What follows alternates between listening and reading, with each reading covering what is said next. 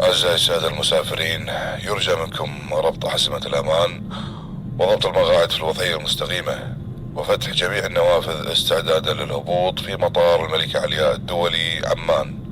شكرا. Ladies and gentlemen, please set your seat belts and adjust the seat to the upright position, preparing for landing to Queen Alia Amman International Airport. Thank you. على فكرة